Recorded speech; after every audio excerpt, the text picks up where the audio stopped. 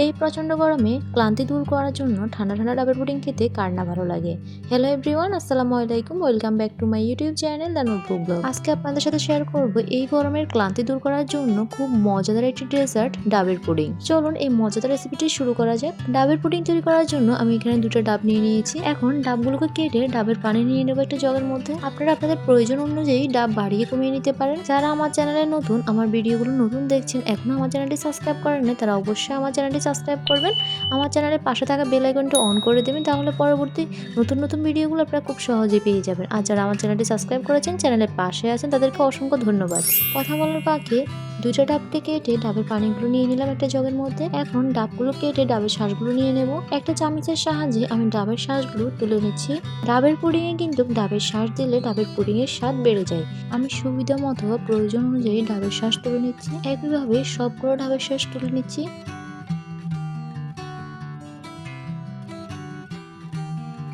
এই পর্যায়ে ডাবের শাঁসগুলো তুলে নেওয়া কমপ্লিট। ডাবের পুডিংটা আমি চায়না গ্রাস দিয়ে তৈরি করব, তাই এখানে আমি 1 প্যাকেট চায়না গ্রাস নিয়ে নিয়েছি। এখানে মূলত 10 গ্রাম চায়না গ্রাস আছে। চায়না গ্রাসগুলোকে আমি কেচির সাহায্যে কেটে গরম পানি দিয়ে কিছুক্ষণ ভিজিয়ে রাখবো। আপনারা চাইলে ডাবের পুডিংটা আগার দিয়ে তৈরি করতে পারেন। এই পর্যায়ে আমি চায়না গ্রাসগুলো কেচির সাহায্যে কেটে গরম পানি দিয়ে কিছুক্ষণ ভিজিয়ে রাখছি, যেন চায়না গ্রাসগুলো নরম হয়। এরপর জগের মধ্যে যে ডাবের পানি নিয়েছিলাম, সেই ডাবের পানিগুলো আমি একটা ছাঁকনি দিয়ে একটা বাটিতে ছেঁকে নিচ্ছি।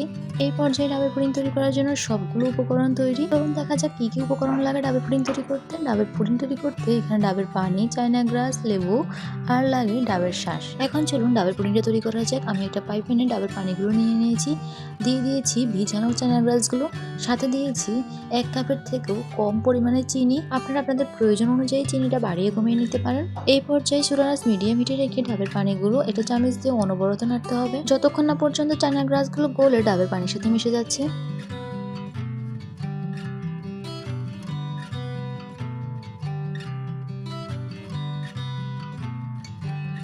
কিছুক্ষণ জাল দেওয়ার পরে যখন দেখবেন চায়না গ্রাসগুলো গলে ডাবের পানির সাথে মিশে গিয়েছে, তখন চুলাটা বন্ধ করে দিবেন। এরপর ডাবের পানির সাথে দিবেন একটা লেবুর 1 স্লাইস। এরপর ডাবের পানির সাথে লেবুগুলো ভালো করে মিশিয়ে নেবেন একটা চামচ দিয়ে। এই পর্যায়ে ডাবের পুডিং তৈরি করার জন্য ডাবের পানিটা তৈরি। ডাবের এই পানি থেকে গরম ভাবটা সরে যাওয়ার জন্য অপেক্ষা করতে হবে। এরপর আমি একটা বাটি নিয়ে নিলাম ডাবের পুডিংটা বসানোর জন্য।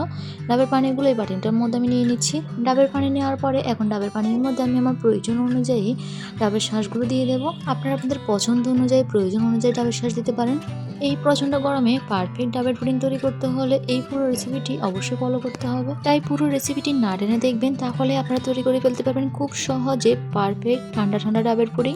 এই পর্যায়ে ডাবের পানির মধ্যে ডাবের শাঁসগুলো দিয়ে দেওয়া শেষে এখন এই বাটিটাকে 3 থেকে 4 ঘন্টার জন্য নর্মাল ফ্রিজে রেখে দেবো। যারা আমার চ্যানেলে নতুন, আমার ভিডিওগুলো নতুন দেখছেন, এখন আমার চ্যানেলটি সাবস্ক্রাইব করেন না, তারা অবশ্যই আমার চ্যানেলটি সাবস্ক্রাইব করবেন।